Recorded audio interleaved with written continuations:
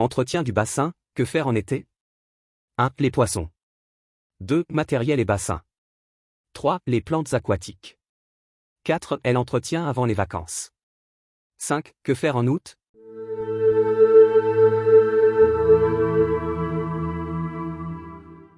Les beaux jours se sont installés, prenez un peu de temps pour profiter du spectacle qu'offre votre bassin.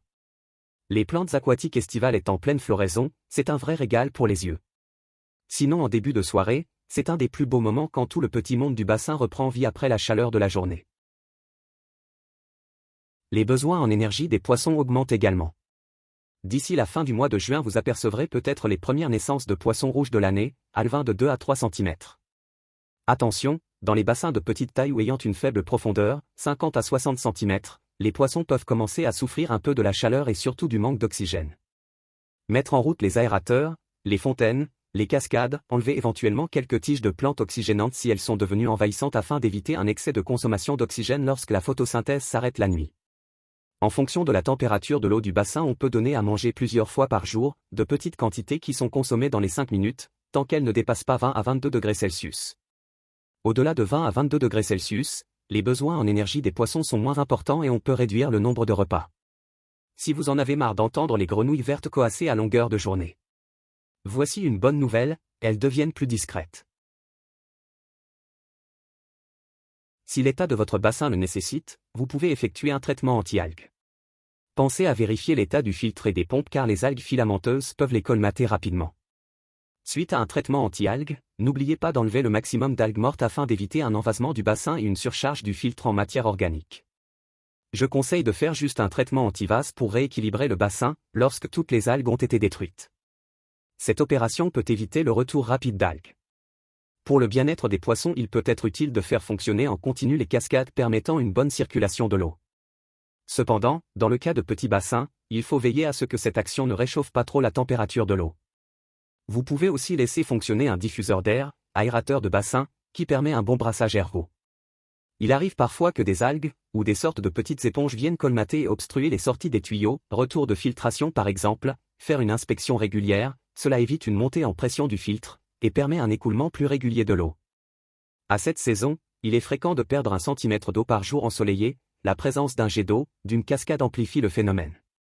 Pas d'affolement inutile, le bassin, en cas d'une baisse du niveau, n'a pas forcément une fuite. Les beaux jours se sont installés, les nénuphars apportent un peu d'ombre au bassin. Pour augmenter leur floraison, on peut les fertiliser et enlever régulièrement une partie du feuillage le plus ancien en laissant 4 à 5 feuilles par fleur. Attention, si les feuilles d'un nénuphar se tachent de marron.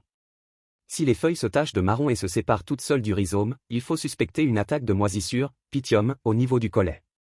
C'est le résultat d'une culture inadaptée, terre trop riche, trop profond, mauvaise qualité de l'eau, pH trop acide, rhizome recouvert par de la terre, à laquelle il faudra remédier de façon urgente si l'on ne veut pas perdre la plante. La meilleure chose à faire est de récupérer une partie saine du rhizome, mettre du charbon de bois sur les coupes, et de la replanter temporairement dans un substrat sain, sable par exemple. Dès que les racines se développent et que le feuillage pousse, vous pouvez la transplanter dans un panier rempli de terre adaptée. Pour éviter un envasement rapide du bassin, je vous conseille de retirer au fur et à mesure les fleurs et feuilles fanées.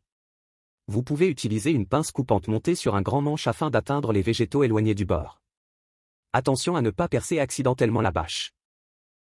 Les plantes aquatiques sont en pleine croissance, vous pouvez les diviser, les rempoter, sans crainte, elles auront le temps de s'implanter dans leur nouvel environnement avant l'hiver.